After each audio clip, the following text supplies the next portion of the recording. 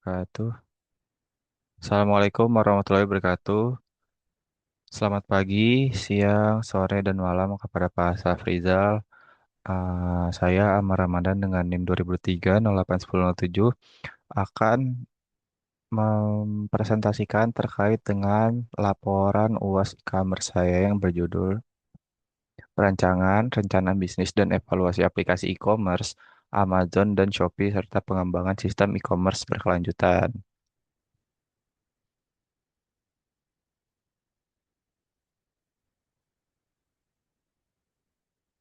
Oke, jadi nanti kita ke depannya akan membedah inovasi bisnis ramah lingkungan melalui studi kasus Ecomart serta melakukan evaluasi komparatif mendalam antara dua raksasa e-commerce yang nantinya akan kita bahas, yaitu eh, Amazon dan juga Shopee. Nah, beranjak ke latar belakang, transformasi digital telah secara radikal mengubah cara konsumen berbelanja. Walau peluang pasar membesar, kita dihadapkan pada tantangan krusial, yaitu bagaimana mengamankan data pengguna, mematuhi regulasi seperti UU PDP, serta menerapkan etika bisnis yang tak kalah mendesak di industri ini butuh solusi berkelanjutan yang meminimalisir dampak lingkungan. Nah, di sini ada beberapa permasalahan, seperti pergeseran perilaku konsumen, peluang dan tantangan dan juga kebutuhan sistem berkelanjutan. Nah, jadi nantinya tuh dibutuhkan solusi e-commerce yang sustainable. Oke, next. Nah, untuk project ini ada tiga tujuan utama. Yang pertama, merancang sebuah rencana bisnis nyata untuk platform e-commerce bernama e-commerce. Lalu yang kedua, melakukan komparasi analitis antara dua platform, Amazon dan juga Shopee, yang mana Amazon ini merupakan raksasa global dan Shopee ini merupakan dominator regional, khususnya di ASEAN. Dan yang terakhir, mengembangkan kerangka kerja untuk sistem e-commerce yang berkelanjutan secara ekonomi dan juga ekologis, yang mana mengedepankan sistem nilai nilai berkelanjutan atau sustainable. Nah, pendekatan dan metodologi. Nah, penelitian ini menggunakan metode deskriptif kualitatif yang melalui empat tahapan. Di sini yang pertama adalah studi literatur, yang mana pengumpulan data dari jurnal ilmiah, pedoman standar internasional, dan juga dokumen regulasi resmi. Lalu yang kedua di sini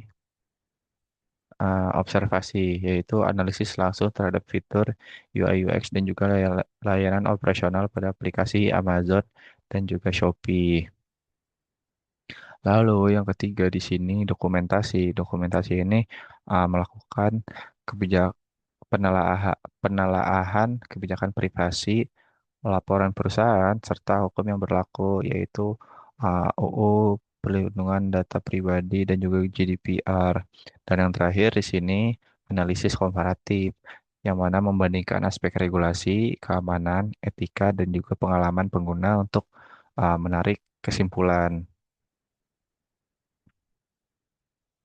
Nah, temuan utama rencana bisnis e-commerce. Oke. Hasil rancangan bisnis e-commerce ini menunjukkan perlunya infrastruktur IT yang kokoh. Nah, e-commerce ini dibangun atas beberapa infrastruktur, ya. Untuk front end dan back end menggunakan React.js, untuk antarmuka responsif, dan Node.js untuk pemrosesan skala besar. Lalu untuk database dan cloud-nya menggunakan PostgreSQL untuk transaksional dan MongoDB pada Amazon Web Service. Dan untuk keamanan menggunakan enkripsi data, SSL dan TLS, firewall, dan juga uh, multifactor authentication atau MFA.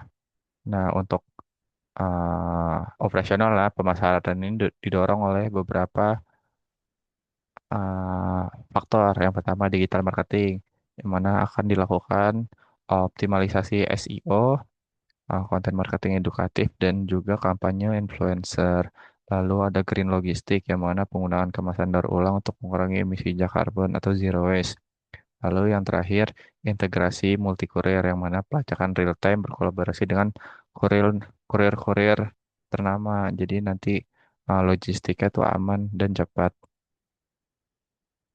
Nah, untuk keamanan dan sistem transaksi digital. Nah, selain visi lingkungan juga transaksi finansial juga merupakan salah satu yang terpenting di e-commerce. Nah, kami ini memfasilitasi berbagai macam pembayaran. Tapi sebelum ke pembayaran kita akan uh, ke keamanan dulu yaitu prinsip CIA Triad yang mana keamanan berlapis menjaga confidentiality atau kerahasiaan, integrity atau integritas dan availability atau ketersediaan data. Nah, ini dia yang mana kita juga mendukung beberapa pembayaran seperti kris, dompet digital atau e-wallet, virtual account, kartu kredit, kartu debit, hingga layanan pay later. Dan yang terakhir, eh, proteksi transaksi berlapis. Setiap transaksi dilindungi oleh tokenisasi data otomatis dan verifikasi OTP sehingga nggak ada tuh penipuan-penipuan. Nah, memasuki evaluasi komparatif, kita bisa melihat kontras strategi dari Amazon dan juga Shopee. Amazon yang bermain di panggung global sangat ketat mematuhi GDPR dan mengandalkan deteksi kecurangan berbasis AI. Nah, ini dia nih.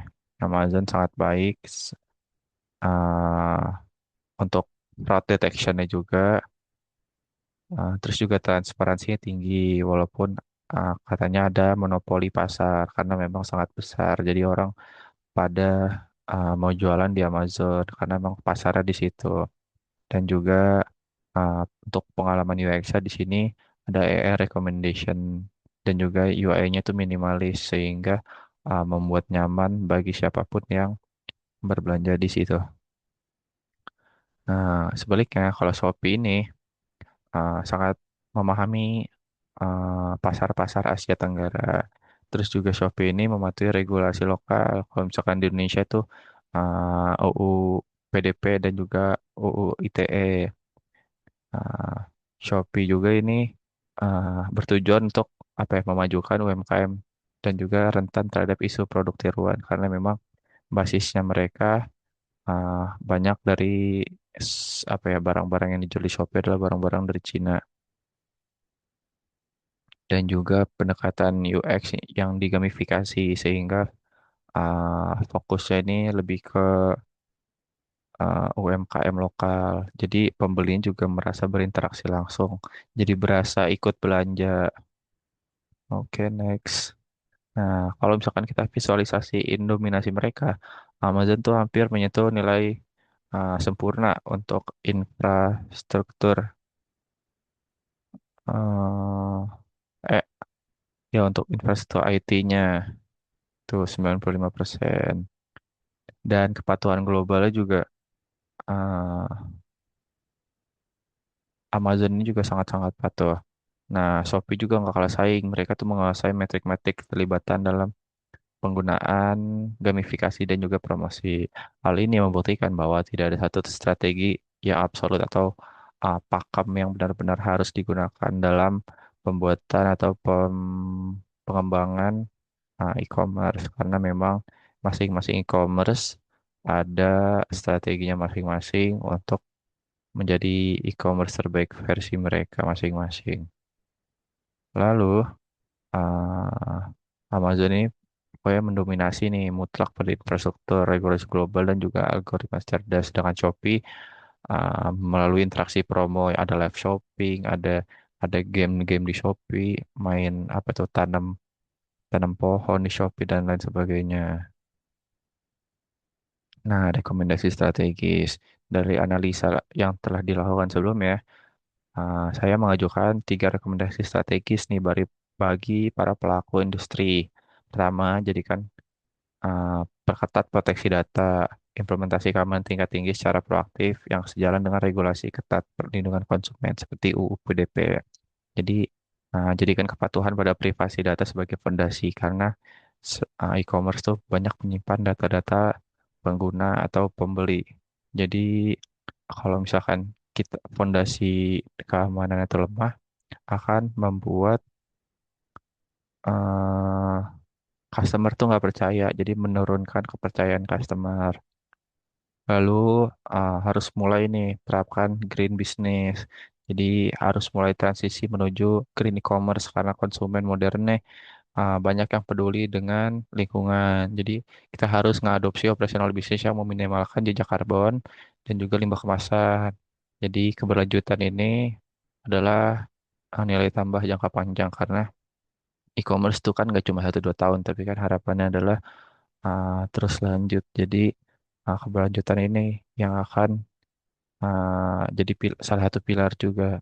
Dan yang terakhir, uh, apa ya, inovasi keseimbangan UX, mana kita harus menciptakan keseimbangan antara sistem keamanan yang nggak tertembus dan juga kemudahan UX yang memanjakan pengguna.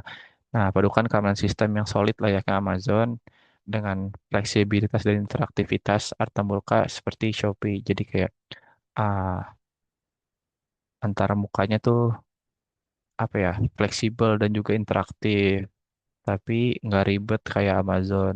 Mustahil ya, harus nggak ribet, harus simple. Nah, sekian yang dapat saya sampaikan. Sebagai penutup, masa depan e-commerce bukan sekadar transaksi yang cepat, namun bergantung pada pada sistem yang tangguh, aman, serta berkelanjutan bagi sosial dan lingkungan. Demikian presentasi ini saya sampaikan. Terima kasih atas waktu dan perhatiannya. Terima kasih.